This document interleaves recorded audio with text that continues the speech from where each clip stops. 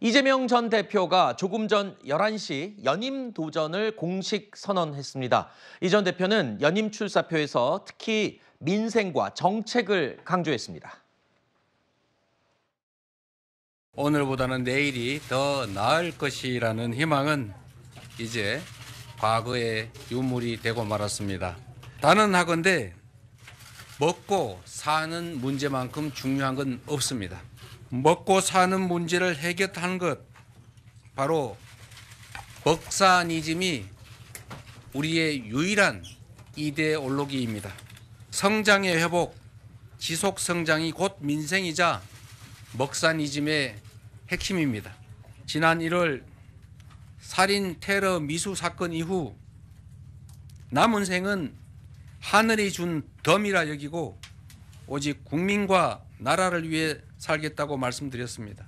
또 다른 칼날이 저를 향한다고 해도 결코 두려워하거나 피하지 않을 것입니다. 이재명 전 대표는요, 오늘 출마 선언을 하면서 교육과 외교, 안보, 노동을 포함해서 굉장히 광범위하게 포부를 밝혔습니다. 그리고 주 5일제, 주 4.5일제를 언급하기도 했는데요.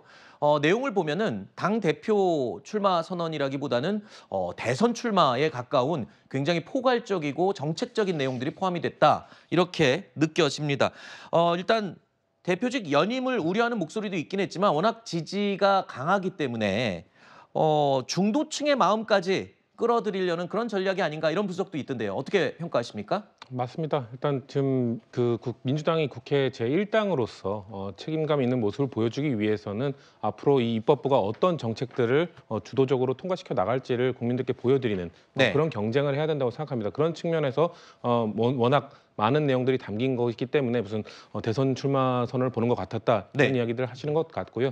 또 비교 우위가 또 있는 것 같습니다. 지금 진행되고 있는 국민의힘 전당대회가 뭔가 정책적 논의, 사실 지금 이재명 대표가 말한 그 키워드들이 사실 국민의힘 집권 여당에서도 활발하게 논의가 돼야 되고 네. 그런 다음에 집권 여당과 입법부의 일당이 그것과 비교하면서 어떤 것을 더 좋게 국민들께 보여드릴지를 논의하는 것이 정치 아닙니까? 근데 네. 국민의힘 전당대회가 뭔가 지금 친윤, 반윤, 뭐 친한, 반한 이쪽으로만 흘러가고 있는 상황에서 네. 정책적인 얘기만 하신 건 잘한 것이라고 보고요. 뭔가 중도층에 대한 어필은 또 또 다른 후보들이 나오고 있지 않습니까? 네네. 그런 분들이 또 그런 역할들을 해주시면서 좀 조화를 이루는 그런 전당대회가 되기를 좀 바라봅니다. 포괄적인 내용을 담았지만 또 중간에 민생을 굉장히 강조하는 부분이 눈에 띄기도 했습니다. 그런데 이 내용이요.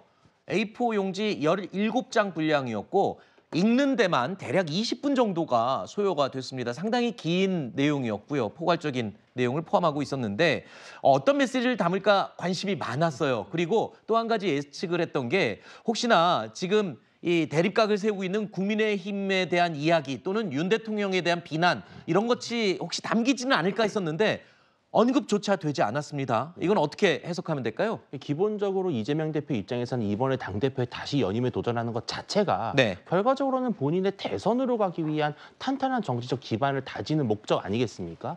그렇다면 국가 지도자로서의 면모를 최대한 부각하는 것이 전략적으로 맞았겠다는 판단을 한 것 같은데 역으로 지금 이미 민주당은 탄핵 청문회까지 열겠다고 하는 상황이에요. 네. 즉 이재명 대표와는 별도로 이미 민주당은 상당히 정치 공세의 수위를 매일 높여가고 있습니다. 이런 가운데에서 이재명 대표는 굳이 이 대표 연임 출마 선언문에서는 그러한 정쟁의 이미지를 보이고 싶지 않았던 것 같아요. 네. 그러나 이재명 대표가 저렇게 어떤 정책적으로 본인의 출마의 명분을 포장하더라도 네. 결과적으로는 이 당의 어떤 전체를 본인의 사당화 그리고 또 대선을 위한 밑그림 이러한 네. 오해를 씻어내기에는 좀 역시 역부족이 아닐까 생각이 듭니다. 네. 자, 이 긴 시간을 할애해서 이 출마 선언문을 낭독한 이재명 전 대표. 선언문 낭독 이후에는요, 기자들을 상대로 질의응답을 받기도 했습니다. 그때 이야기 들어보시죠. 사실 저 개인적으로 개인의 정치 인생이나 또는 개인적인 삶을 기준으로 판단하면 당대표 다시 할 이유가 전혀 없습니다. 당대표를 다시 함으로써 뭔 엄청난 득을 볼 수 있냐? 그렇지 않죠. 물건을 팔 때도 가장 비쌀 때 팔아야 하는데 지금이 어쩌면 개인적 정치적 평가를 받는다면 가장 가격이 높은 때 아닐까 그렇게 생각을 합니다. 거의 상종가 상태라고 보여지는데 사실 이럴 때 팔아야죠. 앞으로 더 좋아지기는 개인적으로는 매우 어렵다는 거 저도 압니다. 자신의 정치적 이익만을 추구할 수는 없습니다. 어떻게 보십니까? 이 본인이 지금이 정치적으로는 가장 상종가를 달릴 때다라고 평가를 했습니다. 가장 지지가 강력한 시기이다. 뭐 이런 뜻이 될 수도 있을 것 같고요. 어떻게 받아들이셨습니까? 위기가 기회다 이렇게 위기가 기회다라고 생각하는지 모르겠습니다만 가장 사법 리스크가 현실화하기 바로 직전에 어떻게 보면 대선 출마 선언을 한다는 점에서는 네. 사실 역시 승부의 정치인이다 이렇게 지금 평가하지 않을 수가 없는 것 같은데요. 네. 다른 어떤 것보다 저는 나름 평가를 하고 싶은 것은 먹사니즘. 바로 이게 유일한 그 이데올로기다라고 하면서 성장의 회복과 성장의 지속이 곧 민생이자 먹사니즘의 핵심이다라고 했는데 이 부분에 있어서는 상당히 공감을 합니다. 네. 그런데 저는 보면서 우측 깜빡이를 켜고 실질적으로는 급좌회전을 한 것이 아닌가 싶은데요. 성장을 얘기를 하면서 기본소득을 얘기를 했습니다.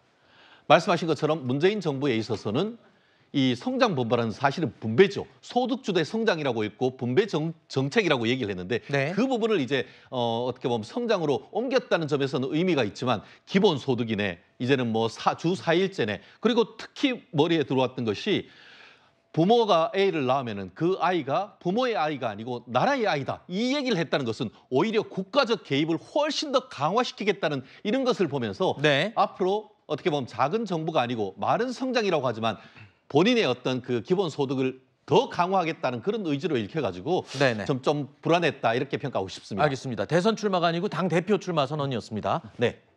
저는 이재명 전 대표가 고뇌에 찬 얘기가 아닌가 싶습니다. 지금 이번 그 당대표 출마 선언에서 구태여 정부 여당에 대한 비판적인 말씀을 하실 필요는 거의 별로 없다고 할 수 있죠. 네. 지금 사실상 지금 민주당이 차기 정권을 차지하기 위한 절대적인 그런 상황을 맞이하고 있는 상황에서 구태여 자극적인 말씀을 하실 필요는 없고요. 이재명 당대표가 후보가 차기 정권을 창출함에 있어서 어떠한 역할, 어떠한 정치적 비전, 민생 경제를 어떻게 회복할 것인지에 대한 비전을 제시하는 것이 이번 당대표 선거의 그런 당위성을 강조하는 게 아닌가 싶고, 사실 그 본인께서는 아마 충분히 고민을 많이 하셨을 겁니다. 그럼에도 불구하고 당대표 출마를 선언한 것은 본인이 얻는 이득보다는 당원과 국민들을 위해서 출마 선언을 한 게 아닌가 싶고, 그렇기 때문에 이번 출마 선언 역시 그런 식으로 내용을 담으신 게 아닌가 싶습니다. 네.